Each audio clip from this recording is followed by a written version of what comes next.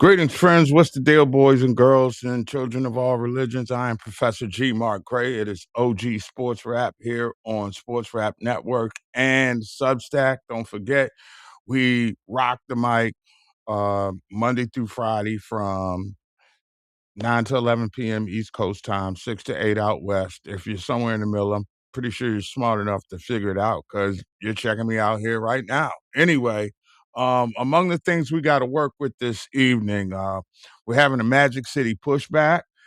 Folks in the ATL, uh, feeling like they're being hated on just a little bit. We'll get into that.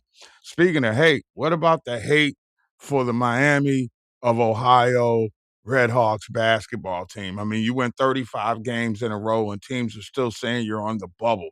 That just proves just how shady the NCAA truly is. Okay. That's, you know, we ain't got time for Cinderella, but we'll take a 500 team from the Big Ten, SEC, ACC, or whatever because of their quad wins and stuff like that. It's just it's bananas, is what it is, and it's totally unfair to the kids who've done everything they're supposed to do, like what, win every game. But I digress. We also had a big trade or signing as the NFL league has gotten underway. The league season, that it is, the business operating time where free agents are acquired, and a big move by the Buffalo Bills to probably address the fact that Stephon Diggs won't be back. They signed DJ Moore, and that seems to have caught a lot of people off ground. But I mean, let's be real for a second. Two people who spoke to the Associated Press earlier today basically have said that this is what the Bills are going to do. They need a big play receiver for Josh Allen. If you fire a coach because they can't get to the Super Bowl, what you're saying is we're going to bring this big time receiver. Now, you know, it's totally different when you're catching balls indoors, like in Minneapolis.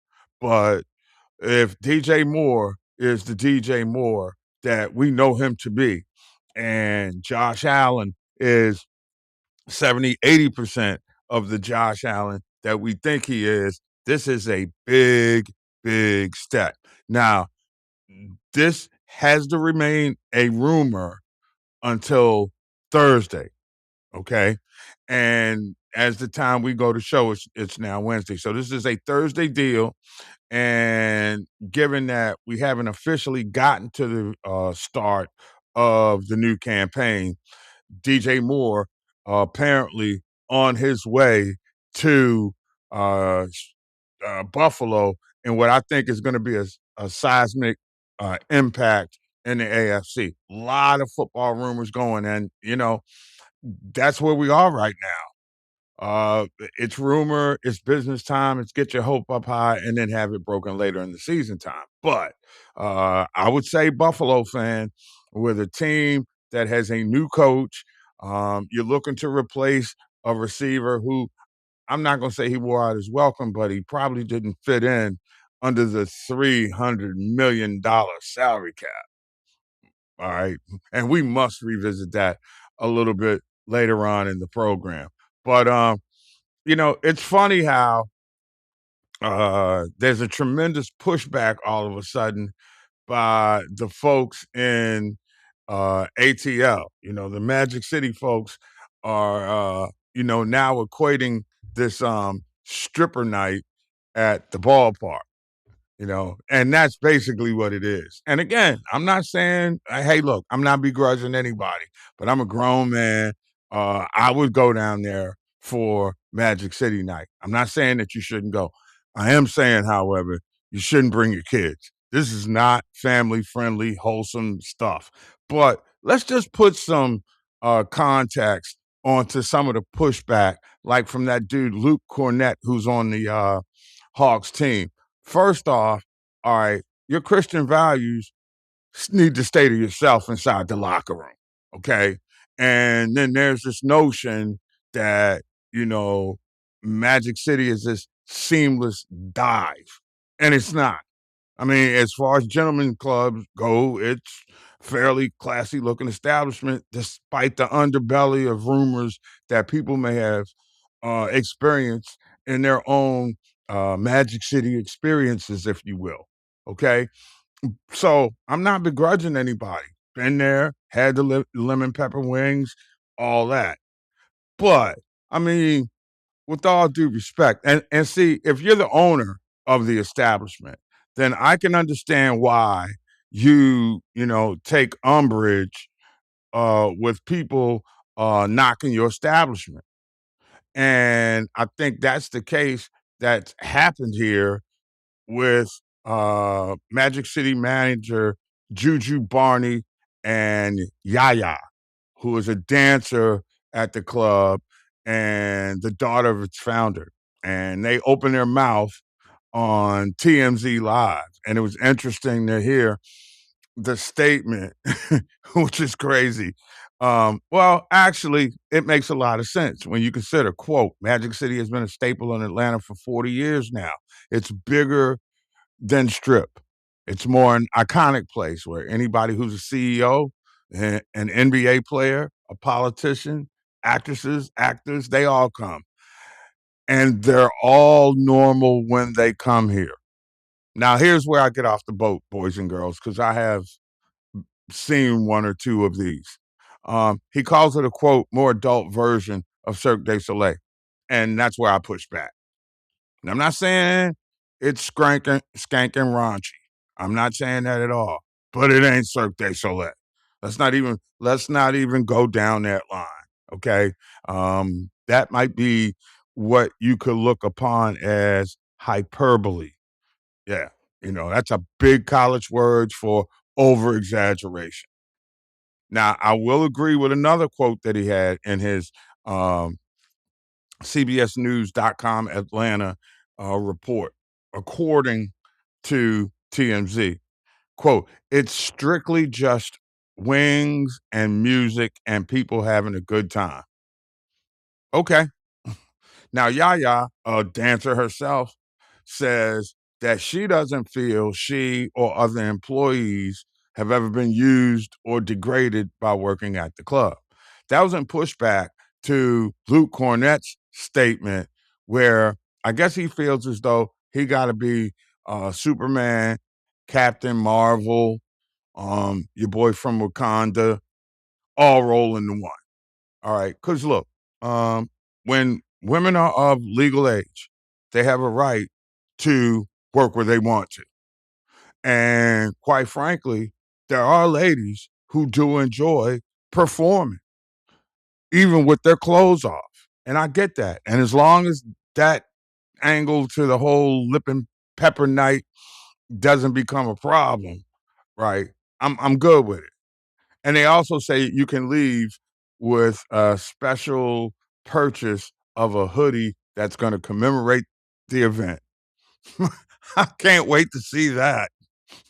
What's that going to look like? I saw a snatch at the hoop game. No, just kidding. Sorry.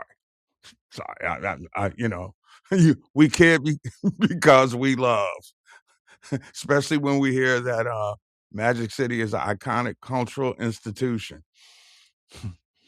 Iconic and institution, yes. Cultural, what culture are we talking about here? I mean, it's so funny to me the way people are caught up in their feelings about what other people are doing. And again, to push back on the Christian right that is Luke Cornett. Sorry. You go into this whole soliloquy and diatribe about how a lot of women have been, put into prostitution from dancing at strip bars. And there's, enough of that to be concerned about. But every gentleman's club ain't the players club. All right. And for those of you of a certain age, there was a movie about a black strip club that was supposedly loosely based on the history of Magic City. Okay. It was funny. Bernie Mac was in it. I forgot some of the girls that came in. Oh man, it was a long time ago. But check it out, youthful, naive people. You know, some people enjoy that kind of spotlight and performing. Others may have been forced into it. That's a broad right wing approach to somebody wanting to do this. And see, I hope, servers, bartenders, and the like don't get offended when I say this, but in many respects, the girls work for tips much like bartenders do.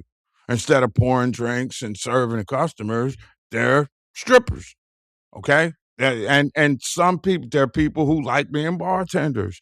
There are people who like being servers. They like the energy that a good crowd with a few spirits, behaving responsibly, they have a good time. They like the energy of the moment. Now, again, the only reason I'm pushing back on the event for me, ye old prude I am now, is that I can't take my family down there. You know, you can't take your family to the gentleman's club unless you have a son, and I mean, I know women that like going to those establishments and have been to establishments themselves.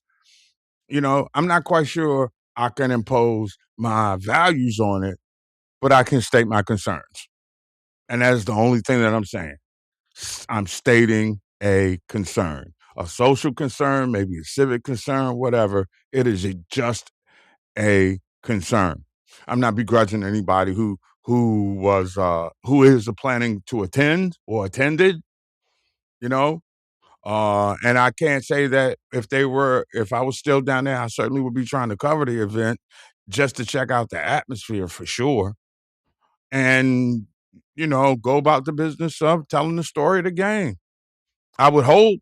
I mean, I just came back from the CIAA tournament. We had performances between games, and apparently at halftime, T.I.'s gonna give up a show. So, it's definitely bang for your buck, no pun intended. All right. It's just gonna be an interesting night.